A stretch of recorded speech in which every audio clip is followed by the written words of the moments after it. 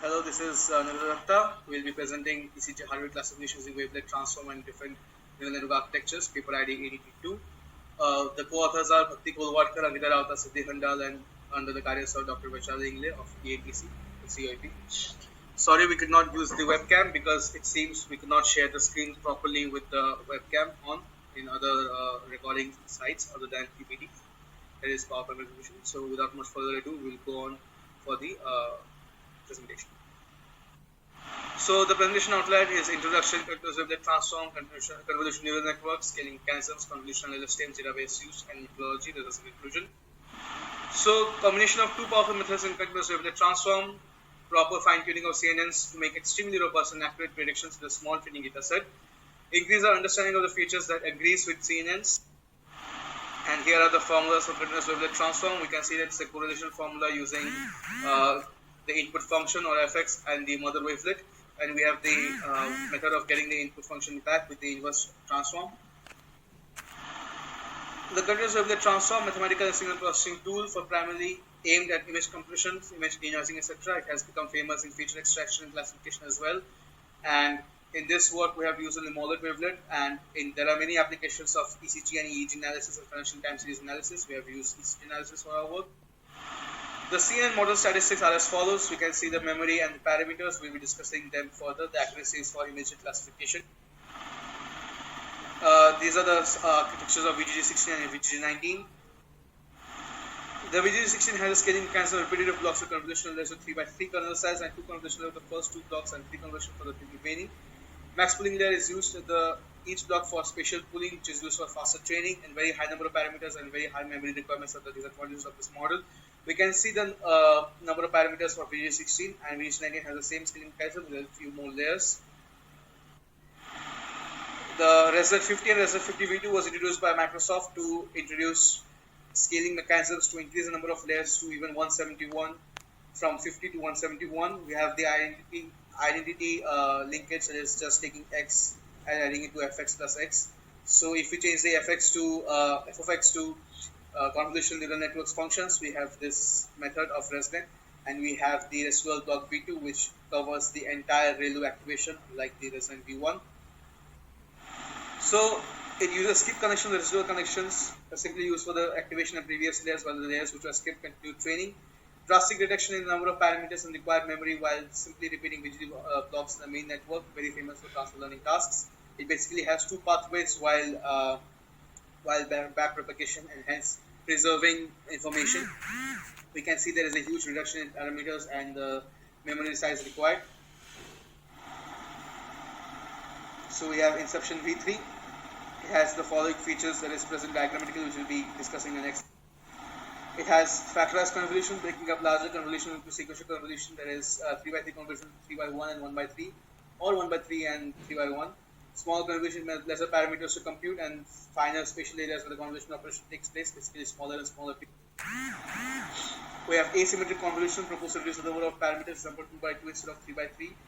Normally, if we continue start with 3x3, we continue with 3x3, but here we have asymmetric convolutions.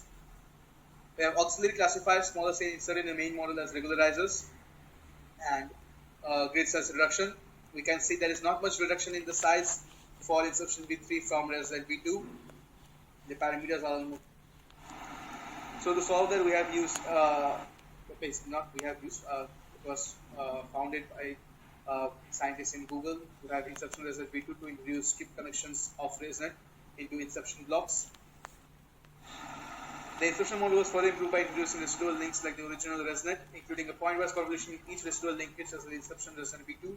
These improvements allowed models to be scaled to more than 700 layers, but also made it extremely difficult to retrain. We will see the performance in the results. The size has increased, and which is counterintuitive to what we are discussing now. But this is only due to the increase in the number of layers to 700. Depth in the sense of the depth of the neural network in this direction, but depth in the number of channels. So moving on to efficient net, it basically introduces compound scaling mechanism in which you have both baseline width scaling, depth scaling in terms of the actual depth of the neural network, resolution scaling in terms of the resolutions, and combining all of these scaling methods in wider, deeper, and higher resolution scaling method. This method is summarized by using the formulas of depth for width and the resolution. We have alpha, beta square and gamma square should be nearly equal to 2 and should be greater than 1. Obviously it doesn't make sense to have less than 1 values for this. And efficient net has this lowest size requirement in terms of memory, that is 29 MB only, and the lowest number of parameters.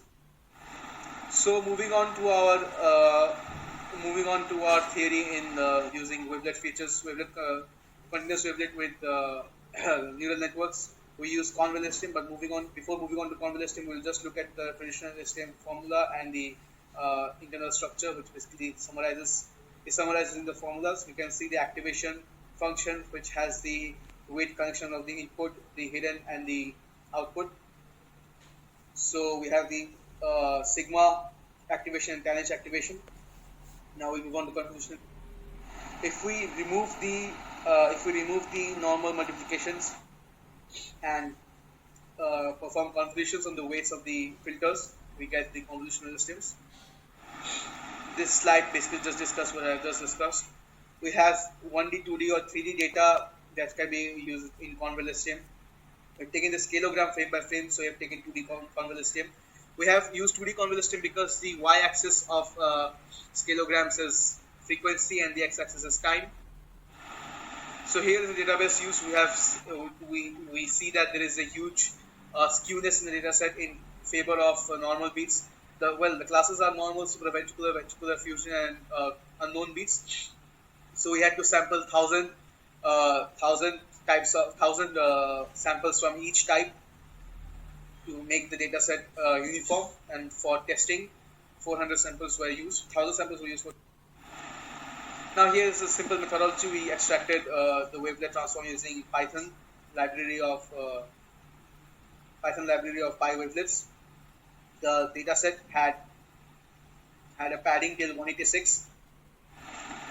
So here is the number of layers not trained, the tables of each neural network's number of layers not trained. Convolutional, the full layer was trained from scratch, so there are no layers and no untrained layers. So the convolutional architecture is inspired by VGG16 with batch normalization, max pool, and repeating convolutional layer. So here are the results of VGG16 and all the other neural networks. We can see that the Resonant 50 has the highest accuracy with the simple scaling mechanism or zero linkages, unlike the other more complex methods of scaling mechanisms. There is an inception Resonant V2, we have the lowest accuracy, and convolution performs rather well with 96%, little less than efficient net. In the demo, we can see that the accuracy has slightly increased for convolution because of randomness in the selection of the sample. So this is the heat map of the results, and this brings to the conclusion of our PPT. The models with large number of layers and more complexly perform poorly with fine-tuning. Models with small number of layers and much more simple scaling can perform beyond expectations. The convolutional model suffers from the problem of false positives in various classes, but it seems it can compete well with pre-trained models, although you can see that it's very easy to increase accuracy with proper fine-tuning. The convolutional actually performs better in the video demo because I had to retrain the convolutional for the PPT presentation purposes. Now I'll stop the recording of the PPT. Unfortunately, due to some issues, we could not include the videos in the PPT with my voiceover, but we should include the the videos with the PPT that will be sent to the I2CT conference. Thank you for your kind listening, and the feedback and questions are welcome.